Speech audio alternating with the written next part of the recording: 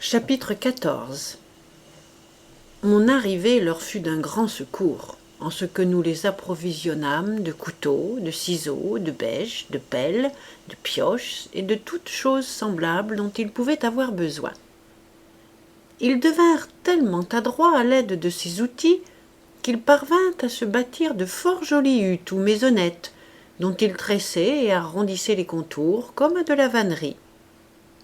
Vrai chef-d'œuvre d'industrie et d'un aspect fort bizarre, mais qui les protégeait efficacement contre la chaleur et contre toutes sortes d'insectes. Nos hommes en étaient tellement épris qu'ils invitèrent la tribu sauvage à les venir voir et à s'en construire de pareils. Ainsi, quand j'allais visiter la colonie des deux Anglais, ces planteurs me firent-ils de loin l'effet de vivre comme des abeilles dans une ruche. Quant à Will Atkins, qui était devenu un garçon industrieux, laborieux et réglé, il s'était fait une tente en vannerie, comme on n'en avait, je pense, jamais vu. Elle avait 120 pas de tour à l'extérieur, je la mesurai moi-même. Les murailles étaient à brins aussi serrés que ceux d'un panier, et se composaient de 32 panneaux ou carrés, très solides, d'environ 7 pieds de hauteur.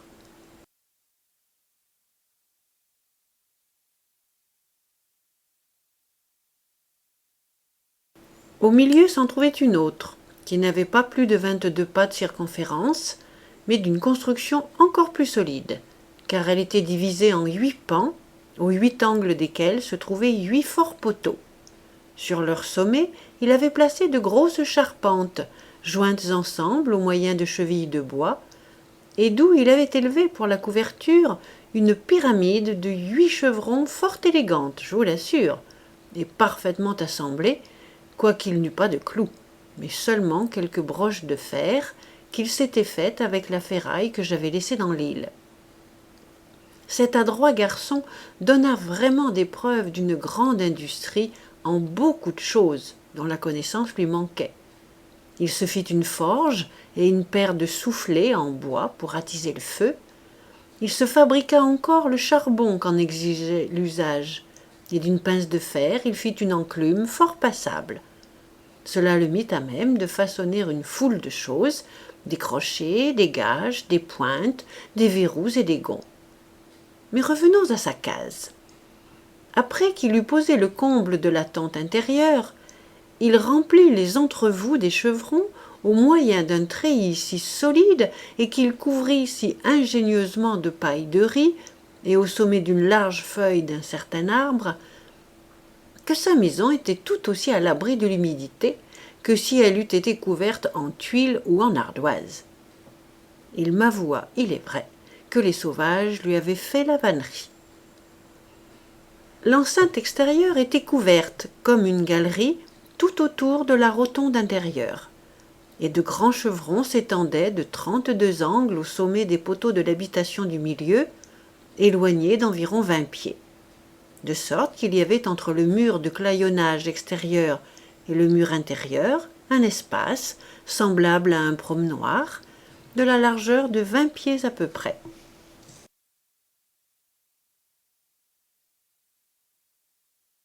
Il avait divisé la place intérieure avec un pareil claillonnage, mais beaucoup plus délicat, et l'avait distribué en 6 logements, ou chambres de plain-pied, ayant d'abord chacune une porte donnant extérieurement sur l'entrée ou passage conduisant à la tente principale, puis une autre sur l'espace ou promenoir qui régnait au pourtour, de manière que ce promenoir était aussi divisé en 6 parties égales, qui servaient non seulement de retraite, mais encore à entreposer toutes les choses nécessaires à la famille.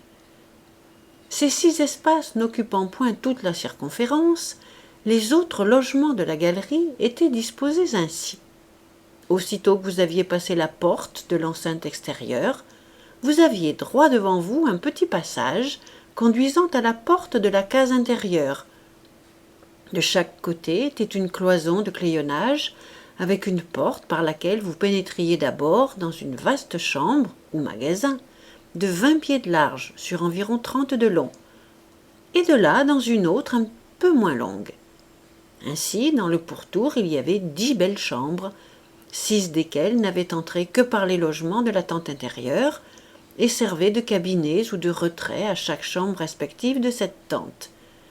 Et 4 grands magasins, ou granges, ou comme il vous plaira de les appeler, 2 de chaque côté du passage, qui conduisaient de la porte d'entrée à la rotonde intérieure, et donnant l'un dans l'autre. Un pareil morceau de vannerie, je crois, n'a jamais été vu dans le monde. Pas plus qu'une maison ou tente si bien conçue, surtout bâtie comme cela. Dans cette grande ruche habitaient les 3 familles, c'est-à-dire Will Atkins et ses compagnons. Le 3e avait été tué, mais sa femme restait avec 3 enfants. Elle était, à ce qu'il paraît, enceinte lorsqu'il mourut. Les 2 survivants ne négligeaient pas de fournir la veuve de toutes choses, j'entends de blé, de lait, de raisin, et de lui faire bonne part quand il tuait un chevreau, ou trouvait une tortue sur le rivage. De sorte qu'ils vivaient tous assez bien, quoiqu'à la vérité ceux-ci ne fussent pas aussi industrieux que les 2 autres, comme je l'ai fait observer déjà. Il est une chose qui toutefois ne saurait être omise, c'est qu'en fait de religion, je ne sache pas qu'il existât rien de semblable parmi eux. Il est vrai qu'assez souvent, ils se faisaient souvenir l'un l'autre qu'il est un dieu, mais c'était purement par la commune méthode des marins, c'est-à-dire en blasphémant son nom. Leurs femmes, pauvres ignorantes sauvages, n'en étaient pas beaucoup plus éclairées pour être mariées à des chrétiens, si on peut les appeler ainsi, car eux-mêmes, ayant fort peu de notion de Dieu, se trouvaient profondément incapables d'entrer en discours avec elles sur la divinité, ou de leur parler de rien qui concernât la religion. Le plus grand profit qu'elles avaient, je puis dire, retiré de leur alliance, c'était d'avoir appris de leurs maris à parler passablement l'anglais. Tous leurs enfants, qui pouvaient bien être une vingtaine, apprenaient de même à s'exprimer en anglais dès leur premier bégaiement, quoiqu'ils ne fissent d'abord que l'écorcher, comme leur mère. Pas un de ces enfants n'avait plus de 6 ans quand j'arrivai.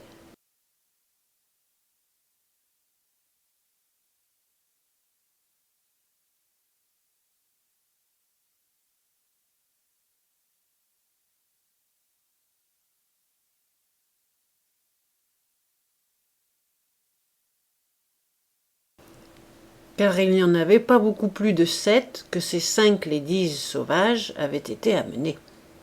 Mais toutes s'étaient trouvées fécondes. Toutes avaient des enfants, plus ou moins. La femme du cuisinier en second était, je crois, grosse de son 6e. Ces mères étaient toutes d'une heureuse nature, paisibles, laborieuses, modestes et décentes, s'aidant l'une l'autre, parfaitement obéissantes et soumises à leur maître, je ne puis dire à leur mari. Il ne leur manquait rien que d'être bien instruites dans la religion chrétienne et d'être légitimement mariées. Avantage dont, heureusement dans la suite, elles jouirent par mes soins, ou du moins par les conséquences de ma venue dans l'île. Ayant ainsi parlé de la colonie en général, et assez longuement de mes 5 chenapans d'anglais, je dois dire quelque chose des Espagnols, qui formaient le principal corps de la famille, et dont l'histoire offre aussi quelques incidents assez remarquables. J'eus de nombreux entretiens avec eux sur ce qu'était leur situation durant leur séjour parmi les sauvages. Ils m'avouèrent franchement qu'ils n'avaient aucune preuve à donner de leur savoir-faire ou de leur industrie dans ce pays, qu'ils n'étaient là qu'une pauvre poignée d'hommes misérables et abattus, que quand bien même ils eussent eu des ressources entre les mains, ils ne s'en seraient pas moins abandonnés au désespoir, et qu'ils ployaient tellement sous le poids de leurs infortunes qu'ils ne songeaient qu'à se laisser mourir de faim. Un d'entre eux, personnage grave et judicieux, me dit qu'il était convaincu qu'ils avaient eu tort, qu'à des hommes sages il n'appartient pas de s'abandonner à leur misère, mais de se saisir incessamment des secours que leur offre la raison, tant pour l'existence présente que pour la délivrance future. Le chagrin, ajouta-t-il, est la plus insensée et la plus insignifiante passion du monde, parce qu'elle n'a pour objet que les choses passées, qui sont en général irrévocables ou irrémédiables, parce qu'elle n'embrasse point l'avenir, qu'elle n'entre pour rien dans ce qui touche le salut, et qu'elle ajoute plutôt à l'affliction qu'elle n'y apporte remède. Là-dessus, il cita un proverbe espagnol que je ne puis répéter dans les mêmes termes, mais dont je me souviens avoir habillé à ma façon un proverbe anglais que voici. Dans le trouble, soyez troublés. Votre trouble sera doublé. Ensuite, il abonda en remarques sur toutes les petites améliorations que j'avais introduites dans ma solitude, sur mon infatigable industrie, comme il l'appelait, et sur la manière dont j'avais rendu une condition, par ces circonstances d'abord pires que la leur, 1000 fois plus heureuse que celle dans laquelle ils étaient, même alors où ils se trouvaient tous ensemble. Il me dit qu'il était à remarquer que les Anglais avaient une plus grande présence d'esprit dans la détresse que tout autre peuple qu'il eût jamais vu, que ces malheureux compatriotes, ainsi que les Portugais, étaient la pire espèce d'hommes de l'univers pour lutter contre l'adversité, parce que dans les périls, une fois les efforts vulgaires tentés, leur premier pas était de se livrer au désespoir, de succomber sous lui et de mourir sans tourner leurs pensées vers des voies de salut. Je lui répliquai que leur cas et le mien différaient extrêmement, qu'ils avaient été jetés sur le rivage, privés de toutes choses nécessaires, et sans provision pour subsister jusqu'à ce qu'ils pussent se pourvoir. Qu'à la vérité, j'avais eu ce désavantage et cette affliction d'être seul. Mais que les secours providentiellement jetés dans mes mains par le brise inopiné du navire étaient un si grand réconfort qu'il aurait poussé tout homme au monde à s'ingénier comme je l'avais fait.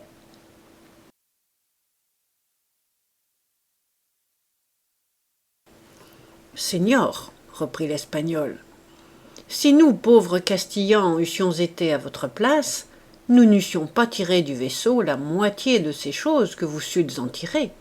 Jamais nous n'aurions trouvé le moyen de nous procurer un radeau pour les transporter, ni de conduire un radeau à terre sans l'aide d'une chaloupe ou d'une voile, et à plus forte raison, pas un de nous ne l'eût fait s'il eût été seul. » Je le priai de faire trêve à son compliment, et de poursuivre l'histoire de leur venue dans l'endroit où ils avaient abordé. Il me dit qu'ils avaient pris terre, malheureusement, en un lieu où il y avait des habitants sans provisions, tandis que s'ils eussent eu le bon sens de remettre en mer et d'aller à une autre île un peu plus éloignée, ils auraient trouvé des provisions sans habitants. En effet, dans ce parage, comme on le leur avait dit, était située une île riche en comestibles, bien que déserte, c'est-à-dire que les Espagnols de la Trinité, l'ayant visitée fréquemment, l'avaient remplie à différentes fois de chèvres et de porcs. Là, ces animaux avaient multiplié de telle sorte, là tortues et oiseaux de mer étaient en telle abondance, qu'ils n'eussent pas manqué de viande s'ils eussent eu faute de pain. À l'endroit où ils avaient abordé, ils n'avaient au contraire pour toute nourriture que quelques herbes et quelques racines à eux inconnues, fort peu succulentes, et que leur donnaient avec assez de parcimonie les naturels, vraiment dans l'impossibilité de les traiter mieux, à moins qu'ils ne se fissent cannibales et mangeassent de la chair humaine, le grand régal du pays. Nos Espagnols me racontèrent comment, par divers moyens, ils s'étaient efforcés, mais en vain, de civiliser les sauvages leurs hôtes, et de leur faire adopter des coutumes rationnelles dans le commerce ordinaire de la vie, et comment ces Indiens, en récriminant, leur répondaient qu'il était injuste à eux qui étaient venus sur cette terre pour implorer aide et assistance, de vouloir se poser comme les instructeurs de ceux qui les nourrissaient, donnant à entendre par là, se semble, que celui-là ne doit point se faire l'instructeur des autres qui ne peut se passer d'eux pour vivre. Ils me firent l'affreux récit des extrémités où ils avaient été réduits, comment ils avaient passé quelquefois plusieurs jours sans nourriture aucune, l'île où ils se trouvaient étant habitée par une espèce de sauvage plus indolent, et par cette raison ils avaient tout lieu de le croire, moins pourvus des choses nécessaires à la vie que les autres indigènes de cette même partie du monde. Toutefois, il reconnaissait que cette peuplade était moins rapace et moins vorace que celle qui avait une meilleure et une plus abondante nourriture. Ils ajoutèrent aussi qu'ils ne pouvaient se refuser à reconnaître avec quelle marque de sagesse et de bonté la souveraine providence de Dieu dirige l'événement des choses de ce monde. Marque, disait-il, éclatantes à leur égard. Car, si poussés par la dureté de leur position et par la stérilité du pays où ils étaient, ils eussent cherché un lieu meilleur pour y vivre, ils se seraient trouvés en dehors de la voie de salut qui, par mon intermédiaire, leur avait été ouverte. Ensuite, ils me racontèrent que les sauvages, leurs hôtes, avaient fait fond sur eux pour les accompagner dans leur guerre. Et par le fait, comme ils avaient des armes à feu, s'ils n'eussent pas eu le malheur de perdre leurs munitions, ils eussent pu non seulement être utiles à leurs amis, mais encore se rendre redoutables et à leurs amis et à leurs ennemis. Or, n'ayant ni poudre ni plomb, et se voyant dans une condition qui ne leur permettait pas de refuser de suivre leurs landlords à la guerre, ils se trouvaient sur le champ de bataille dans une position pire que celle des sauvages eux-mêmes, car ils n'avaient ni flèches ni arcs, ou ne savaient se servir de ceux que les sauvages leur avaient donnés. Ils ne pouvaient donc faire autre chose que rester cois, exposés aux flèches, jusqu'à ce qu'on fût arrivé sous la dent de l'ennemi. Alors, 3 hallebardes qu'ils avaient leur étaient de quelque usage, et souvent ils balayaient devant eux toute une petite armée avec ces hallebardes et des bâtons pointus fichés dans le canon de leurs mousquets. Maintes fois pourtant, ils avaient été entourés par des multitudes et en grand danger de tomber sous leurs traits. Mais enfin, ils avaient imaginé de se faire de grandes targes de bois qu'ils avaient couvertes de peaux de bêtes sauvages dont ils ne savaient pas le nom. Nonobstant ces boucliers, qui les préservaient des flèches des Indiens, ils essuyaient quelquefois de grands périls. Un jour surtout, 5 d'entre eux furent terrassés ensemble par les casse-têtes des sauvages. Et c'est alors qu'un des leurs fut fait prisonnier, c'est-à-dire l'Espagnol que j'arrachai à la mort. Ils crurent d'abord qu'il avait été tué, mais ensuite, quand ils apprirent qu'il était captif, ils tombèrent dans la plus profonde douleur imaginable. Ils tombèrent dans la plus profonde douleur imaginable, et auraient volontiers tous exposé leur vie pour le délivrer. Lorsque ceux-ci eurent été ainsi terrassés, les autres les secoururent et combattirent en les entourant jusqu'à ce qu'ils fussent tous revenus à eux-mêmes, hormis celui qu'on croyait mort. Puis tous ensemble, serrés sur une ligne, ils se firent jour avec leurs hallebardes et leurs baïonnettes à travers un corps de plus de 1000 sauvages, abattirent tout ce qui se trouvait sur leur chemin et remportèrent la victoire.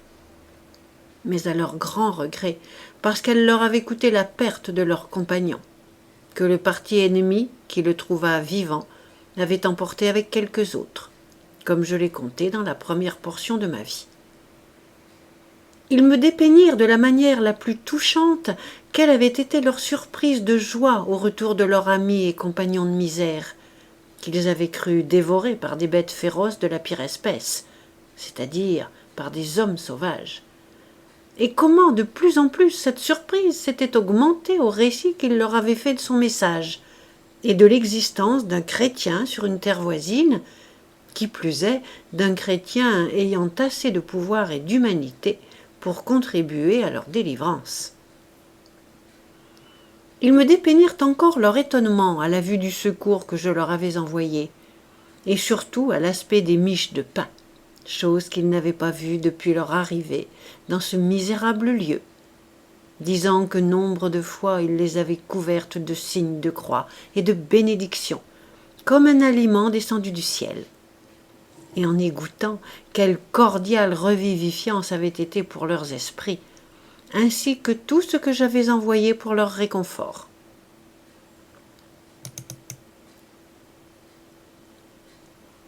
Ils auraient bien voulu me faire connaître quelque chose de la joie dont ils avaient été transportés à la vue de la barque et des pilotes destinés à les conduire vers la personne et au lieu d'où leur venaient tous ces secours.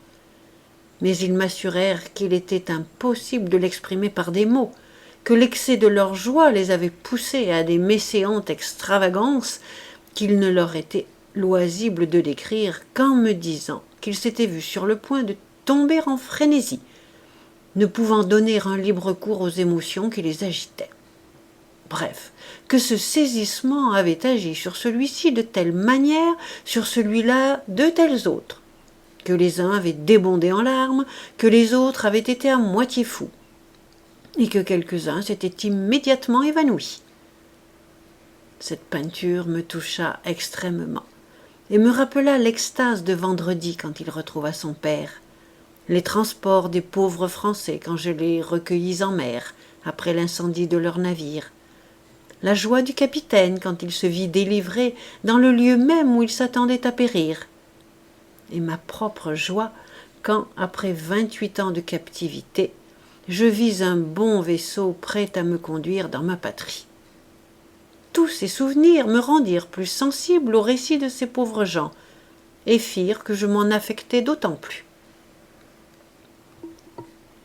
Ayant ainsi donné un aperçu de l'état des choses tel que je les trouvais, il convient que je relate ce que je fis d'important pour nos colons, et dans quelle situation je les laissais.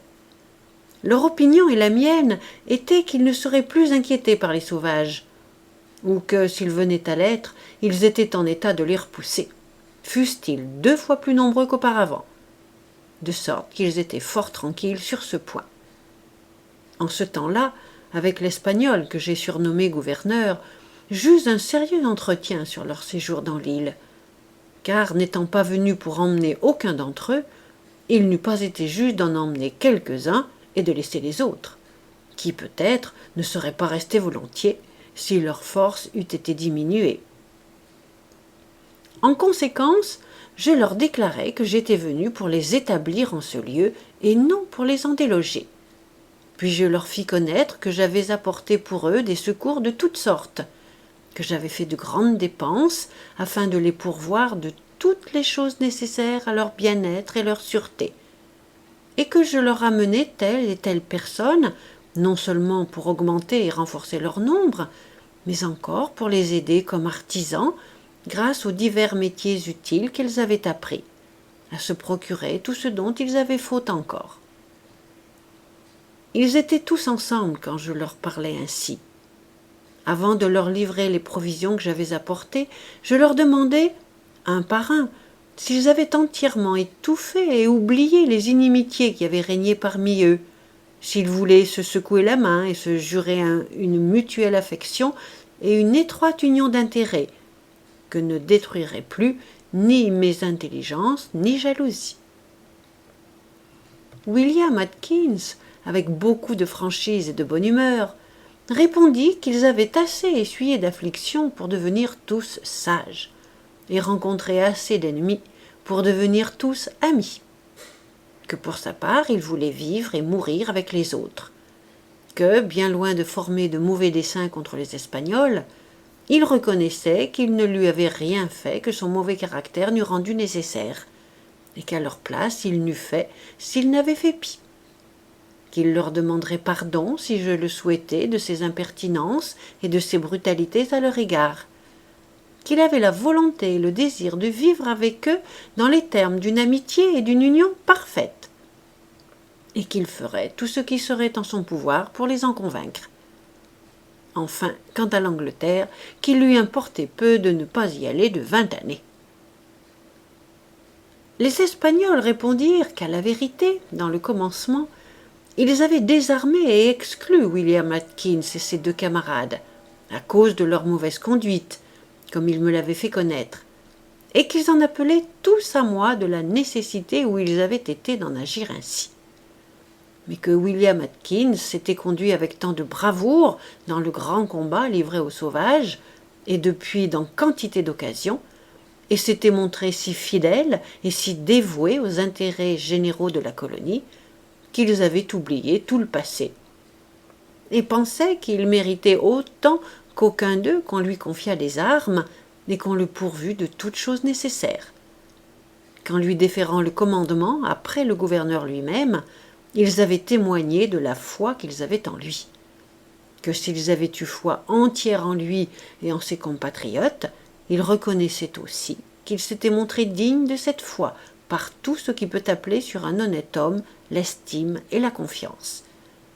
Bref, qu'ils saisissaient de tout cœur cette occasion de me donner cette assurance qu'ils n'auraient jamais d'intérêt qui ne fût celui de tous.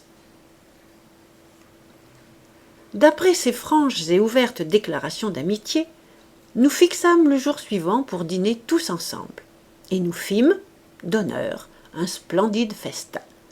Je priai le cook du navire et son aide de venir à terre pour dresser le repas, et l'ancien cuisinier en second que nous avions dans l'île les assista.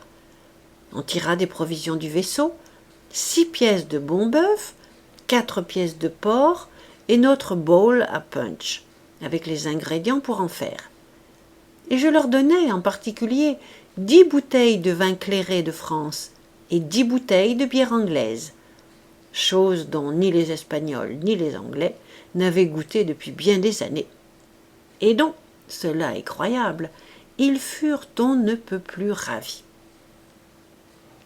Les Espagnols ajoutèrent à notre festin 5 chevreaux entiers que les cooks firent rôtir, et dont 3 furent envoyés bien couverts à bord du navire, afin que l'équipage se pût régaler de notre viande fraîche, comme nous le faisions à terre de leur salaison.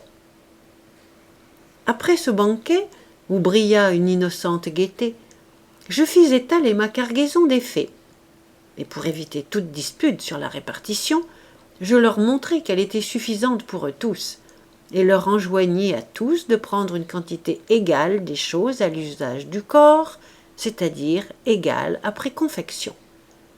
Je distribuai d'abord assez de toile pour faire à chacun 4 chemises, mais plus tard, à la requête des Espagnols, je portai ce nombre à 6. Ce linge leur fut extrêmement confortable, car, pour ainsi dire, ils en avaient depuis longtemps oublié l'usage, ou ce que c'était que d'en porter.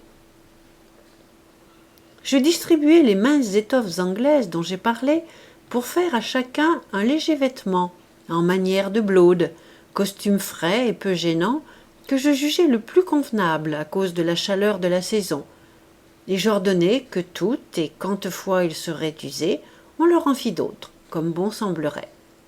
Je répartis de même escarpins, souliers, bas et chapeaux. Je ne saurais exprimer le plaisir et la satisfaction qui éclataient dans l'air de tous ces pauvres gens quand ils virent quel soin j'avais pris d'eux, et combien largement je les avais pourvus. Ils me dirent que j'étais leur père, et que d'avoir un correspondant tel que moi dans une partie du monde si lointaine, cela leur ferait oublier qu'ils étaient délaissés sur une terre déserte. Et tous, envers moi, prirent volontiers l'engagement de ne pas quitter la place sans mon consentement. Alors je leur présentai les gens que j'avais amenés avec moi, spécialement le tailleur, le forgeron et les 2 charpentiers, personnages fort nécessaires. Mais par-dessus tout mon artisan universel, lequel était plus utile pour eux qu'aucune chose qu'ils eussent pu nommer. Le tailleur, pour leur montrer son bon vouloir, se mit immédiatement à l'ouvrage, et avec ma permission, leur fit à chacun premièrement une chemise. Qui plus est, non seulement il enseigna aux femmes à coudre, à piquer, à manier l'aiguille, mais il s'en fit aider pour faire les chemises de leurs maris et de tous les autres. Quant aux charpentiers, je ne m'appesantirai pas sur leur utilité. Ils démontèrent tous mes meubles grossiers et mal bâtis, et en firent promptement des tables convenables, des escabeaux, des chalits, des buffets, des armoires, des tablettes, et autres choses semblables dont on avait faute. Or, pour leur montrer comment la nature fait des ouvriers spontanément, je les menai voir la maison Corbeil de William Atkins, comme je la nommais, et ils m'avouèrent l'un et l'autre qu'ils n'avaient jamais vu un pareil exemple d'industrie naturelle.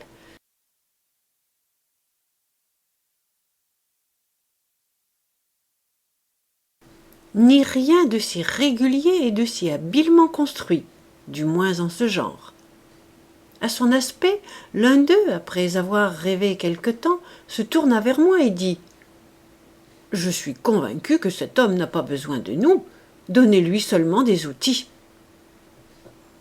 Je fis ensuite débarquer toute ma provision d'instruments, et je donnai à chaque homme une bêche, une pelle et un râteau, au défaut de herse et de charrue. Puis pour chaque établissement séparé, une pioche, une pince, une doloire et une scie, statuant toujours que toutes et quantes fois quelqu'un de ces outils serait rompu ou usé, on y suppléerait sans difficulté au magasin général que je laisserais en réserve. Pour des clous, des gages, des gonds, des marteaux, des gouges, des couteaux, des ciseaux et des ustensiles, et des ferrures de toutes sortes, nos hommes en eurent sans compter selon ce qu'ils demandaient, car aucun ne se fut soucié d'en prendre au-delà de ses besoins.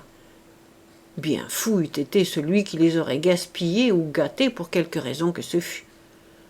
À l'usage du forgeron et pour son approvisionnement, je laissai 2 tonnes de fer brut. Le magasin de poudre et d'armes que je leur apportais allait jusqu'à la profusion, ce dont ils furent nécessairement fort aises. Ils pouvaient alors, comme j'avais eu coutume de le faire, marcher avec un mousquet sur chaque épaule, si besoin était, et combattre 1 millier de sauvages, n'auraient-ils eu qu'un faible avantage de position, circonstance qui ne pouvait leur manquer dans l'occasion.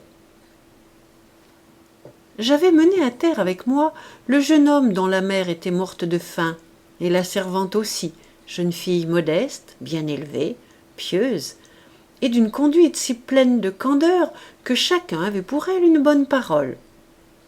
Parmi nous, elle avait eu une vie fort malheureuse à bord, où pas d'autre femme qu'elle ne se trouvait, mais elle l'avait supportée avec patience.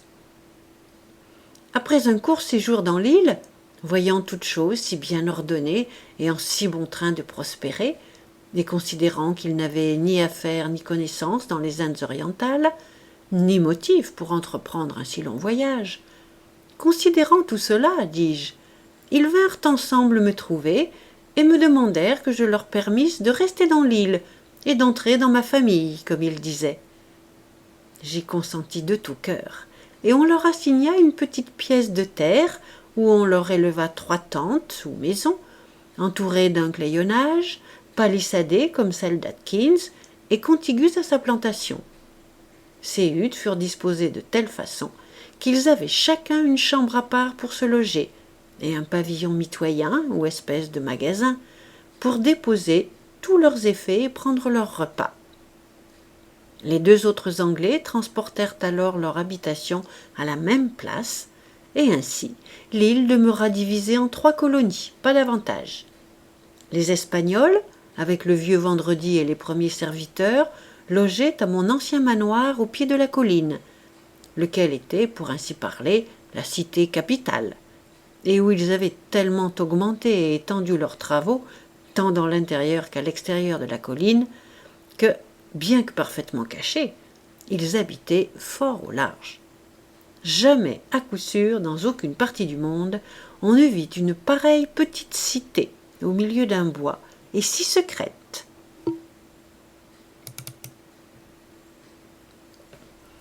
Sur l'honneur, 1000 hommes, s'ils n'eussent su qu'elle existât ou ne l'eussent cherchée à dessein, auraient pu, sans la trouver, battre l'île pendant 1 mois, car les arbres avaient cru si épais et si serrés, et s'étaient tellement entrelacés les uns dans les autres, que pour découvrir la place, il eût fallu d'abord les abattre, à moins qu'on eût trouvé les 2 petits passages servant d'entrée et d'issue, ce qui n'était pas fort aisé.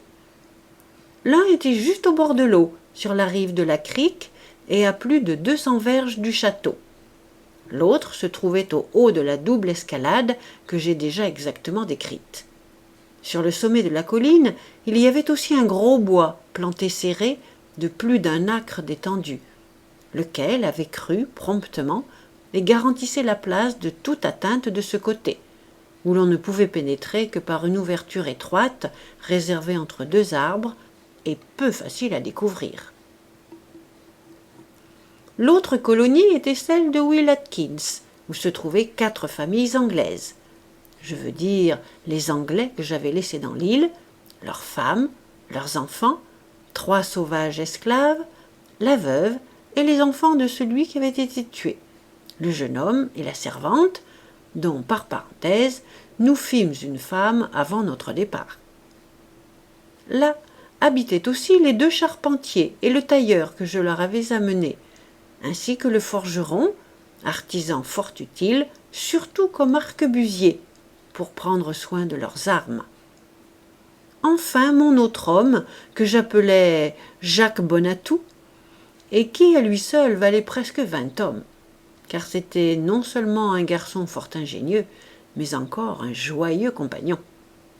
Avant de partir, nous le mariâmes à l'honnête servante venue avec le jeune homme à bord du navire, ce dont j'ai déjà fait mention. Maintenant que j'en suis arrivé à parler de mariage, je me vois naturellement entraîné à dire quelques mots de l'ecclésiastique français, qui, pour me suivre, avait quitté l'équipage que je recueillis en mer. Cet homme, cela est vrai, était catholique romain, et peut-être choquerais-je par là quelques personnes si je rapportais rien d'extraordinaire au sujet d'un personnage que je dois, avant de commencer, pour le dépeindre fidèlement, en des termes fort à son désavantage aux yeux des protestants, représenter d'abord comme papiste, secondement comme prêtre papiste, et troisièmement comme prêtre papiste français. Mais la justice exige de moi que je lui donne son vrai caractère. Et je dirais donc que c'était un homme grave, sobre, pieux, plein de ferveur, d'une vie régulière, d'une ardente charité, et presque en toute chose d'une conduite exemplaire.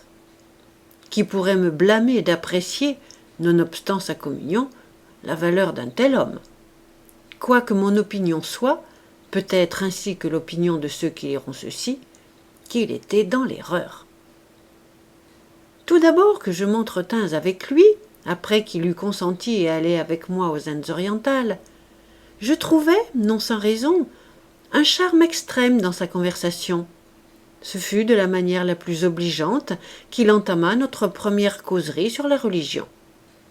« Sire, dit-il, non seulement grâce à Dieu, à ce nom il se signa la poitrine, vous m'avez sauvé la vie, mais vous m'avez admis à faire ce voyage dans votre navire, et par votre civilité pleine de déférence, vous m'avez reçu dans votre familiarité. En donnant champ libre à mes discours. Or, sire, vous voyez à mon vêtement quelle est ma communion, et je devine, moi, par votre nation, quelle est la vôtre. Je puis penser qu'il est de mon devoir, et cela n'est pas douteux, d'employer tous mes efforts, en toute occasion, pour amener le plus d'âmes que je puis et à la connaissance de la vérité, et à embrasser la doctrine catholique. Mais, comme je suis ici sous votre bon vouloir et dans votre famille, vos amitiés m'obligent, aussi bien que la décence et les convenances, à me ranger sous votre obéissance. Je n'entrerai donc pas plus avant que vous ne m'y autoriserez dans aucun débat sur des points de religion, touchant lesquels nous pourrions différer de sentiments. Je lui dis que sa conduite était si pleine de modestie que je ne pouvais ne pas en être pénétré, qu'à la vérité nous étions de ces gens qu'ils appelaient hérétiques, mais qu'il n'était pas le premier catholique avec lequel j'eusse conversé sans tomber dans quelque difficulté ou sans porter la question un peu haut dans le débat. Qu'il ne s'en trouverait pas plus maltraité pour avoir une autre opinion que nous.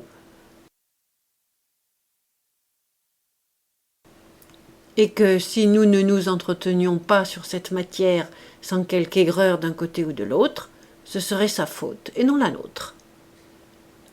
Il répliqua qu'il lui semblait facile d'éloigner toute dispute de nos entretiens, que ce n'était point son affaire de convertir les principes de chaque homme avec qui il discourait, et qu'il désirait converser avec moi plutôt en homme du monde qu'en religieux, que si je voulais lui permettre de discourir quelquefois sur des sujets de religion, il le ferait très volontiers, qu'alors il ne doutait point que je ne le laissasse défendre ses propres opinions aussi bien qu'il le pourrait, mais que sans mon agrément, il n'ouvrirait jamais la bouche sur pareille matière. Il me dit encore que pour le bien du navire et le salut de tout ce qui s'y trouvait, il ne cesserait de faire tout ce qui seyait à sa double mission de prêtre et de chrétien. Et que, nonobstant que nous ne voulussions pas peut-être nous réunir à lui, et qu'il ne pût joindre ses prières aux nôtres, il espérait pouvoir prier pour nous, ce qu'il ferait en toute occasion. Telle était l'allure de nos conversations. Et, de même qu'il était d'une conduite obligeante et noble, il était, s'il peut m'être permis de le dire, homme de bon sens, et, je crois, d'un grand savoir. Il me fit un fort agréable récit de sa vie et des événements extraordinaires dont elle était semée. Parmi les nombreuses aventures qui lui étaient advenues depuis le peu d'années qu'il courait le monde, celle-ci était surtout très remarquable. Durant le voyage qu'il poursuivait encore, il avait eu la disgrâce d'être embarqué et débarqué 5 fois, sans que jamais aucun des vaisseaux où il se trouvait fût parvenu à sa destination. Son premier dessein était d'aller à la Martinique, et il avait pris passage à Saint-Malo sur un navire chargé pour cette île. Mais, contraint par le mauvais temps de faire relâche à Lisbonne, le bâtiment avait éprouvé quelque avarie en échouant dans l'embouchure du Tage, et on avait été obligé de décharger sa cargaison. Là, trouvant un vaisseau portugais, nolisé pour Madère, prêt à mettre à la voile, et supposant rencontrer facilement dans ce parage un navire destiné pour la Martinique, il s'était donc rembarqué. Mais le capitaine de ce bâtiment portugais, lequel était un marin négligent, s'étant trompé dans son estime, avait dérivé jusqu'à Fayal, où toutefois il avait eu la chance de trouver un excellent débit de son chargement, qui consistait en grains. En conséquence, il avait résolu de ne point aller à Madère, mais de charger du sel à l'île de Mai et de faire route de là pour Terre-Neuve. Notre jeune ecclésiastique, dans cette occurrence, n'avait pu que suivre la fortune du navire, et le voyage avait été assez heureux jusqu'au banc. On appelle ainsi le lieu où se fait la pêche. Ayant rencontré là un bâtiment français parti de France pour Québec, sur la rivière du Canada, puis devant porter des vivres à la Martinique, il avait cru tenir une bonne occasion d'accomplir son premier dessein. Mais, arrivé à Québec, le capitaine était mort, et le vaisseau n'avait pas poussé plus loin. Il s'était donc résigné à retourner en France sur le navire qui avait brûlé en mer, et dont nous avions recueilli l'équipage. Et finalement, il s'était embarqué avec nous pour les Indes orientales, comme je l'ai déjà dit. C'est ainsi qu'il avait été désappointé dans 5 voyages, qui tous, pour ainsi dire, n'en étaient qu'un seul. Cela dit, sans préjudice de ce que j'aurai occasion de raconter de lui par la suite. Mais je ne ferai point de digression sur les aventures d'autrui étrangères à ma propre histoire. Je retourne à ce qui concerne nos affaires de l'île. Notre religieux, car il passa avec nous tout le temps que nous séjournâmes à terre, vint me trouver un matin, comme je me disposais à aller visiter la colonie des Anglais, dans la partie la plus éloignée de l'île. Il vint à moi, dis-je, et me déclara d'un air fort grave qu'il aurait désiré depuis 2 ou 3 jours trouver le moment opportun de me faire une ouverture, qui, espérait-il, ne me serait point désagréable, parce qu'elle lui semblait tendre sous certains rapports à mon dessein général, le bonheur de ma nouvelle colonie, et pouvoir sans doute la placer, au moins plus avant qu'elle ne l'était selon lui, dans la voie des bénédictions de Dieu. Je restai un peu surpris à ces dernières paroles, et l'interrompant assez brusquement, « Comment, sire ?» m'écriai-je. « Peut-on dire que nous ne sommes pas dans la voie des bénédictions de Dieu, après l'assistance si palpable et les délivrances si merveilleuses que nous avons vues ici, et dont je vous ai donné un long détail ?»« S'il vous avait plu de m'écouter, sire, répliqua-t-il avec beaucoup de modération, et cependant avec une grande vivacité, vous n'auriez pas eu lieu d'être fâché, et encore moins de me croire assez dénué de sens pour insinuer que vous n'avez pas eu d'assistance et de délivrance miraculeuse. J'espère, quant à vous-même, que vous êtes dans la voie des bénédictions de Dieu, et que votre dessein est bon et qu'il prospérera. Mais, sire, vos desseins fussent-ils encore meilleurs, au-delà même de ce qui vous est possible, il peut y en avoir parmi vous dont les actions ne sont pas aussi irréprochables. Or, dans l'histoire des enfants d'Israël, qu'ils vous souviennent d'Agan, qui lui seul suffit dans le camp pour détourner la bénédiction de Dieu de tout le peuple, et lui rendre son bras si redoutable que 36 d'entre les Hébreux, quoiqu'ils n'eussent point trempé dans le crime, devinrent l'objet de la vengeance céleste et portèrent le poids du châtiment. Je lui dis, vivement touché de ce discours, que sa conclusion était si juste, que ses intentions me paraissaient si sincères et qu'elles étaient de leur nature réellement si religieuses, que j'étais fort contrit de l'avoir interrompu et que je le suppliai de poursuivre. Cependant, comme il semblait que ce que nous avions à nous dire dût prendre quelque temps, je l'informai que j'allais visiter la plantation des Anglais et lui demandai s'il voulait venir avec moi, que nous pourrions causer de cela chemin faisant. Il me répondit qu'il m'y accompagnerait d'autant plus volontiers que c'était là qu'en partie s'était passée la chose dont il désirait m'entretenir. Nous partîmes donc, et je le pressai de s'expliquer franchement et ouvertement sur ce qu'il avait à me dire. « Eh bien, sire, me dit-il, veuillez me permettre d'établir quelques propositions comme base de ce que j'ai à dire, afin que nous ne différions pas sur les principes généraux, quoique nous puissions être d'opinions différentes sur la pratique des détails. D'abord, sire, malgré que nous divergions sur quelques points de doctrine religieuse, et il est très malheureux qu'il en soit ainsi, surtout dans le cas présent, comme je le démontrerai ensuite, il est cependant quelques principes généraux sur lesquels nous sommes d'accord, nommément qu'il y a un Dieu, et que Dieu, nous ayant donné des lois générales et fixes de devoir et d'obéissance, nous ne devons pas volontairement et sciemment l'offenser, soit en négligeant de faire ce qu'il a commandé, soit en faisant ce qu'il a expressément défendu. Quelles que soient nos différentes religions, ce principe général est spontanément avoué par nous tous, que la bénédiction de Dieu ne suit pas ordinairement une présomptueuse transgression de sa loi.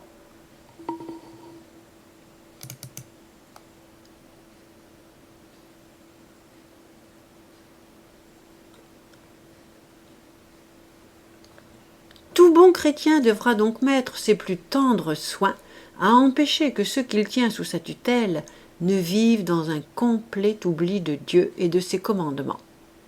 Parce que vos hommes sont protestants, quel que puisse être d'ailleurs mon sentiment, cela ne me décharge pas de la sollicitude que je dois avoir de leurs âmes et des efforts qu'il est de mon devoir de tenter, si le cas y échoit, pour les amener à vivre à la plus petite distance et dans la plus faible inimitié possible de leur Créateur, surtout si vous me permettez d'entreprendre à ce point sur vos attributions.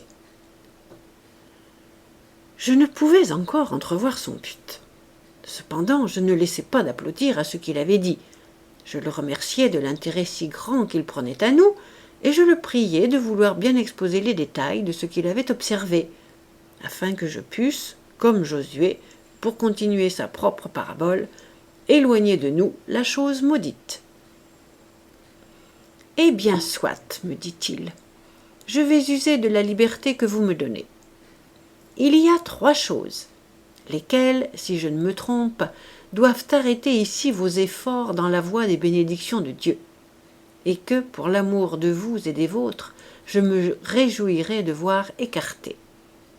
Sire, j'ai la persuasion que vous les reconnaîtrez comme moi dès que je vous les aurai nommés, surtout quand je vous aurai convaincu qu'on peut très aisément, et à votre plus grande satisfaction, remédier à chacune de ces choses. » Et là-dessus, il ne me permit pas de placer quelques mots polis, mais il continua.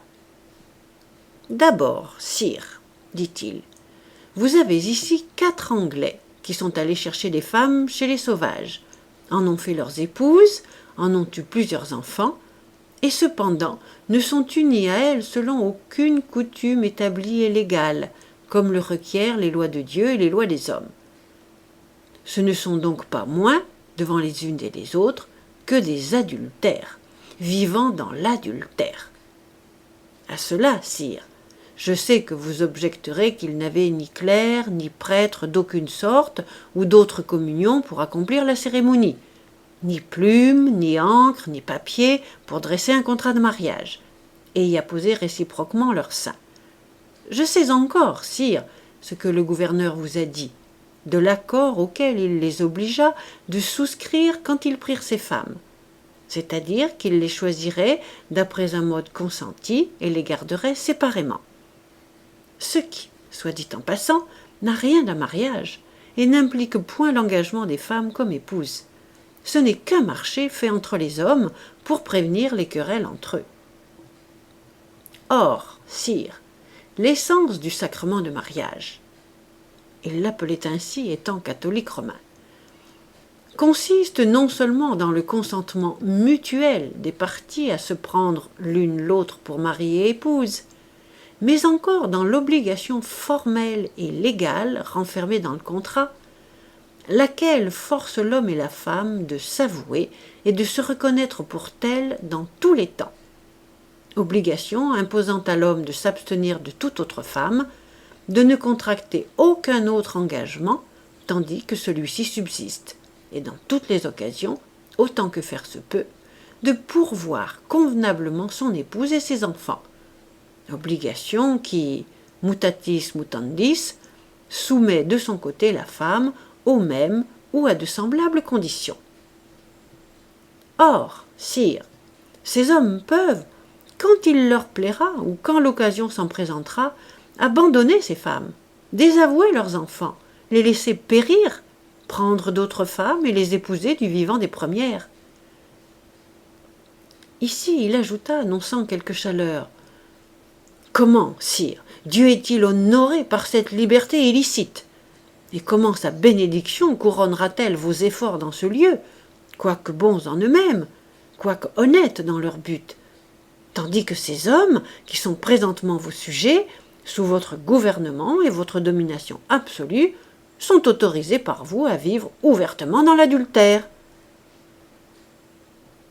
Je l'avoue, je fus frappé de la chose, mais beaucoup encore des arguments convaincants dont il l'avait appuyé, car il était certainement vrai que, malgré qu'ils n'eussent point d'ecclésiastique sur les lieux, cependant un contrat formel des deux parties, fait par devant témoins, confirmé au moyen de quelques signes par lesquels ils se seraient tous reconnus engagés, n'eût-il consisté que dans la rupture d'un fétu,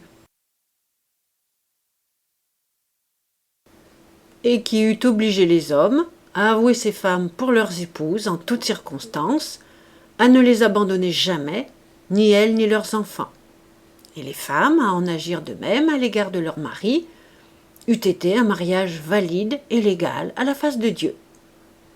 Et c'était une grande faute de ne l'avoir pas fait.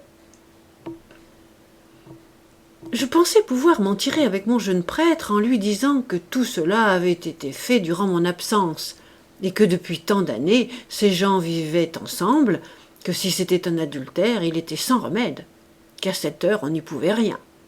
« Sire, en vous demandant pardon d'une telle liberté, répliqua-t-il, vous avez raison en cela, que la chose s'étant consommée en votre absence, vous ne sauriez être accusé d'avoir connivé au crime. Mais, je vous en conjure, ne vous flattez pas d'être pour cela déchargé de l'obligation de faire maintenant tout votre possible pour y mettre fin, qu'on impute le passé à qui l'on voudra. Comment pourriez-vous ne pas penser qu'à l'avenir, le crime retombera entièrement sur vous, puisqu'aujourd'hui il est certainement en votre pouvoir de lever le scandale, et que nul autre n'a ce pouvoir que vous. » Je fus encore assez stupide pour ne pas le comprendre, et pour m'imaginer que par « lever le scandale », il entendait que je devais les séparer et ne pas souffrir qu'ils vécussent plus longtemps ensemble. Aussi, lui dis-je, que c'était chose que je ne pouvais faire en aucune façon, car ce serait vouloir mettre l'île entière dans la confusion. Il parut surpris que je me fusse si grossièrement mépris. Non, sire, reprit-il, je n'entends point que vous deviez les séparer, mais bien au contraire, les unir légalement et efficacement. Et, sire, comme mon mode de mariage pourrait bien ne pas leur agréer facilement, tout valable qu'il serait, même d'après vos propres lois, je vous crois qualifié devant Dieu et devant les hommes pour vous en acquitter vous-même par un contrat écrit, signé par les deux époux et par tous les témoins présents, lequel assurément serait déclaré valide par toutes les législations de l'Europe. Je fus étonné de lui trouver tant de vraie piété, un zèle si sincère, qui plus est dans ses discours une impartialité si peu commune, touchant son propre parti ou son Église, enfin une si fervente sollicitude pour sauver des gens avec lesquels il n'avait ni relation ni accointance. Pour les sauver, dis-je, de la transgression des lois de Dieu.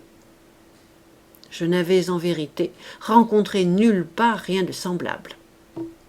Or, récapitulant tout ce qu'il avait dit touchant le moyen de les unir par contrat écrit, moyen que je tenais aussi pour valable, je revins à la charge et je lui répondis que je reconnaissais que tout ce qu'il avait dit était fort juste et très bienveillant de sa part, que je m'en entretiendrais avec ces gens tout à l'heure, dès mon arrivée, mais que je ne voyais pas pour quelle raison ils auraient des scrupules à se laisser tous marier par lui, car je n'ignorais pas que cette alliance serait reconnue aussi authentique et aussi valide en Angleterre que s'ils eussent été mariés par un de nos propres ministres.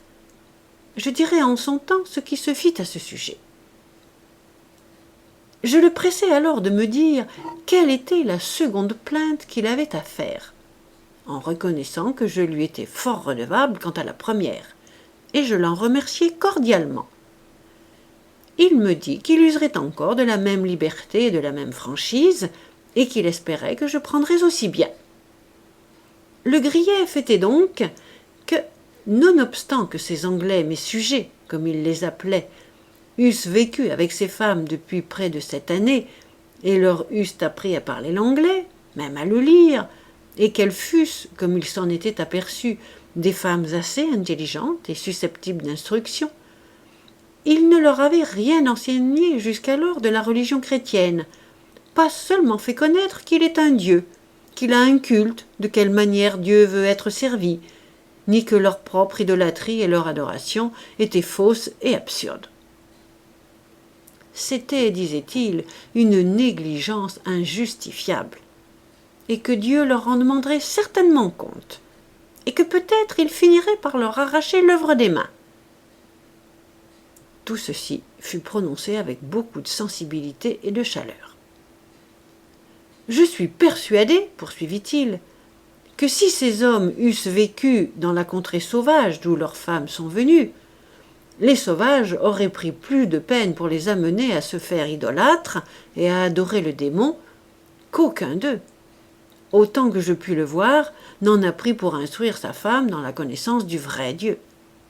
Or, sire, continua-t-il, quoique je ne sois pas de votre communion, ni vous de la mienne, cependant, l'un et l'autre, nous devrions être joyeux de voir les serviteurs du démon et les sujets de son royaume apprendre à connaître les principes généreux de la religion chrétienne, de manière qu'ils puissent au moins posséder quelques notions de Dieu et d'un Rédempteur, de la résurrection et d'une vie future, choses auxquelles nous tous nous croyons. Au moins seraient-ils ainsi beaucoup plus près d'entrer dans le giron de la véritable Église qu'ils ne le sont maintenant en professant publiquement l'idolâtrie et le culte de Satan. Je n'y tins plus. Je le pris dans mes bras et l'embrassai avec un excès de tendresse. Que j'étais loin, lui dis-je, de comprendre le devoir le plus essentiel d'un chrétien, c'est-à-dire de vouloir avec amour l'intérêt de l'Église chrétienne et le bien des âmes de notre prochain. À peine savais-je ce qu'il faut pour être chrétien. Oh, monsieur, ne parlez pas ainsi, répliqua-t-il. La chose ne vient pas de votre faute. Non, dis-je, mais pourquoi ne l'ai-je pas prise à cœur comme vous? Il n'est pas trop tard encore, dit-il. Ne soyez pas si prompte à vous condamner vous-même. Mais qu'y a-t-il à faire maintenant? Repris-je. Vous voyez que je suis sur le point de partir. Voulez-vous me permettre, sire, d'en causer avec ces pauvres hommes? Oui, de tout cœur, répondis-je, et je les obligerai à se montrer attentifs à ce que vous leur direz. Quant à cela, dit-il, nous devons les abandonner à la grâce du Christ. Notre affaire est seulement de les assister, de les encourager et de les instruire. Avec votre permission et la bénédiction de Dieu, je ne doute point que ces pauvres âmes ignorantes n'entrent dans le grand domaine de la chrétienté, sinon dans la foi particulière que nous embrassons tous, et cela même pendant que vous serez encore ici. Là-dessus, lui dis-je, non seulement je vous accorde cette permission, mais encore je vous donne 1000 remerciements. De ce qui s'en est suivi, je ferai également mention en son lieu. Je le pressai de passer au 3e article, sur lequel nous étions répréhensibles. En vérité, dit-il, il est de la même nature, et je poursuivrai, moyennant votre permission, avec la même franchise. Il s'agit de nos pauvres sauvages de par là-bas, qui sont devenus, pour ainsi dire, vos sujets par droit de conquête. Il y a une maxime, sire, qui est ou doit être reçue parmi tous les chrétiens, de quelque communion ou prétendue communion qu'ils soient. Et cette maxime est que la créance chrétienne doit être propagée par tous les moyens et dans toutes les occasions possibles. C'est d'après ce principe que notre Église envoie des missionnaires dans la Perse, dans l'Inde, dans la Chine, et que notre clergé, même du plus haut rang, s'engage volontairement dans les voyages les plus hasardeux et pénètre dans les plus dangereuses résidences parmi les barbares et les meurtriers pour leur enseigner la connaissance du vrai Dieu et les amener à embrasser la foi chrétienne.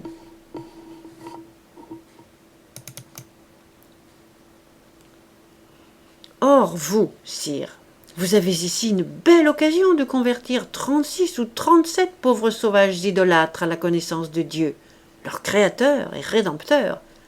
Et je trouve très extraordinaire que vous laissiez échapper une pareille opportunité de faire une bonne œuvre, digne vraiment qu'un homme y consacrât son existence tout entière. Je restai muet. Je n'avais pas un mot à dire. Là, devant les yeux, j'avais l'ardeur d'un zèle véritablement chrétien pour Dieu et la religion. Quels que fussent d'ailleurs les principes particuliers de ce jeune homme de bien.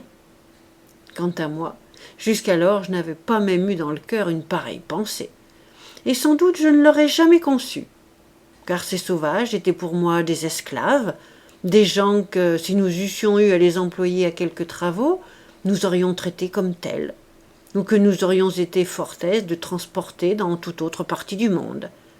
Notre affaire était de nous en débarrasser. Nous aurions tous été satisfaits de les voir partir pour quelque pays, pourvu qu'ils ne revissent jamais le leur. Mais revenons à notre sujet. J'étais, dis-je, resté confondu à son discours, et je ne savais quelle réponse lui faire.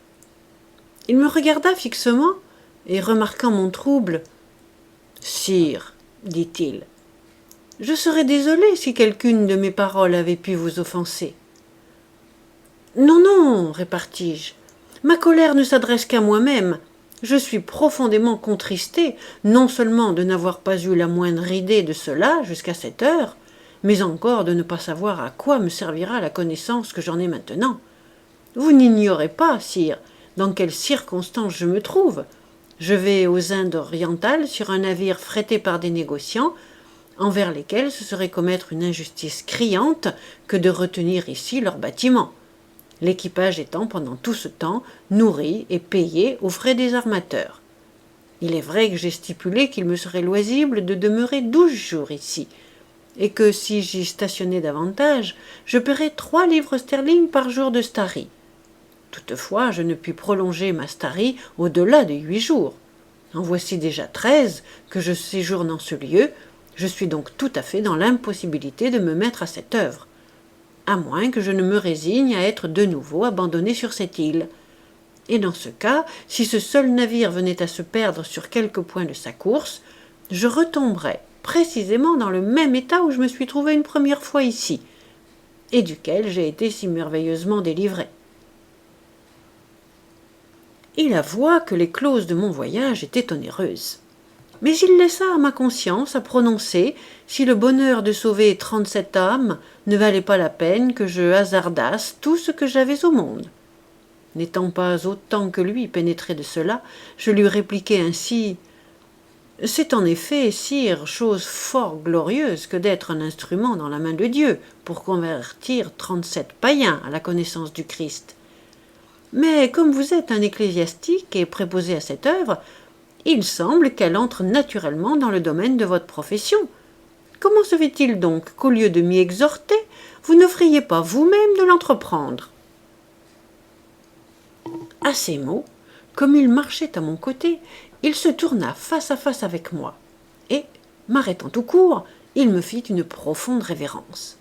« Je rends grâce à Dieu et à vous du fond de mon cœur, sire, dit-il, de m'avoir appelé si manifestement à une si sainte entreprise. Et si vous vous en croyez dispensé et désirez que je m'en charge, je l'accepte avec empressement, et je regarderai comme une heureuse récompense des périls et des peines d'un voyage aussi interrompu et aussi malencontreux que le mien, de vaquer enfin à une œuvre si glorieuse. » Tandis qu'il parlait ainsi, je découvris sur son visage une sorte de ravissement. Ses yeux étincelaient comme le feu, sa face s'embrasait, pâlissait et se renflammait, comme s'il eût été en proie à des accès. En un mot, il était rayonnant de joie de se voir embarqué dans une pareille entreprise. Je demeurai fort longtemps sans pouvoir exprimer ce que j'avais à lui dire, car j'étais réellement surpris de trouver un homme d'une telle sincérité et d'une telle ferveur, et entraîné par son zèle au-delà du cercle ordinaire des hommes, non seulement de sa communion, mais de quelque communion que ce fût. Or, après avoir considéré cela quelques instants, je lui demandai sérieusement s'il était vrai qu'il voulût s'aventurer dans la vue seule d'une tentative à faire auprès de ces pauvres gens, à rester enfermé dans une île inculte, peut-être pour la vie, et après tout sans savoir même s'il pourrait ou non leur procurer quelque bien. Il se tourna brusquement vers moi et s'écria « Qu'appelez-vous s'aventurer ? Dans quel but, s'il vous plaît, sire ? Ajouta-t-il. Pensez-vous que j'ai consenti à prendre passage à bord de votre navire pour les Indes orientales ? Je ne sais, dis-je, à moins que ce ne fût pour prêcher les Indiens. Sans aucun doute, répondit-il. Et croyez-vous que si je puis convertir ces 37 hommes à la foi du Christ, je n'aurais pas dignement employé mon temps, quand je devrais même n'être jamais retiré de l'île ? Le salut de tant d'âmes n'est-il pas infiniment plus précieux que ne l'est ma vie, et même celle de 20 autres de ma profession ? Oui, sire, j'adresserais toute ma vie des actions de grâce au Christ et à la Sainte Vierge, si je pouvais devenir le moindre instrument heureux du salut de l'âme de ces pauvres hommes. Dussé-je ne jamais mettre le pied hors de cette île, et ne revoir jamais mon pays natal. Or, puisque vous voulez bien me faire l'honneur de me confier cette tâche, en reconnaissance de quoi je prierai pour vous tous les jours de ma vie, je vous adresserai une humble requête. « Qu'est-ce » lui dis-je. « C'est, répondit-il, de laisser avec moi votre serviteur vendredi, pour me servir d'interprète et me seconder auprès de ces sauvages, car sans truchement je ne saurais en être entendu ni les entendre. » Je fus profondément ému à cette demande, car je ne pouvais songer à me séparer de vendredi, et pour maintes raisons. Il avait été le compagnon de mes travaux, non seulement il m'était fidèle, mais son dévouement était sans bornes, et j'avais résolu de faire quelque chose de considérable pour lui s'il me survivait, comme c'était probable. D'ailleurs, je pensais qu'ayant fait de Vendredi un protestant, ce serait vouloir l'embrouiller entièrement que de l'inciter à embrasser une autre communion. Il n'eût jamais voulu croire, tant que ses yeux seraient restés ouverts, que son vieux maître fût un hérétique et serait damné. Cela ne pouvait donc avoir pour résultat que de ruiner les principes de ce pauvre garçon et de le rejeter dans son idolâtrie première. Toutefois, dans cette angoisse, je fus soudainement soulagé par la pensée que voici. Je déclarai à mon jeune prêtre qu'en honneur je ne pouvais pas dire que je fusse prêt à me séparer de Vendredi, pour quelque motif que ce pût être. Quoiqu'une œuvre qu'il estimait plus que sa propre vie dût sembler à mes yeux de beaucoup plus de prix que la possession ou le départ d'un serviteur. Que d'ailleurs j'étais persuadé que Vendredi ne consentirait jamais en aucune façon à se séparer de moi, et que l'y contraindre violemment serait une injustice manifeste, parce que je lui avais promis que je ne le renverrais jamais, et qu'il m'avait promis et juré de ne jamais m'abandonner, à moins que je ne le chassasse. Là-dessus, notre abbé parut fort en peine, car tout accès à l'esprit de ces pauvres gens lui était fermé, puisqu'ils ne comprenaient pas un seul mot de leur langue, ni eux un seul mot de la sienne. Pour trancher la difficulté, je lui dis que le père de Vendredi avait appris l'espagnol, et que lui-même, le connaissant, il pourrait lui servir d'interprète. Ceci lui remit du baume dans le cœur, et rien n'eût pu le dissuader de rester pour tenter la conversion des sauvages. Mais la Providence donna à toutes ces choses un tour différent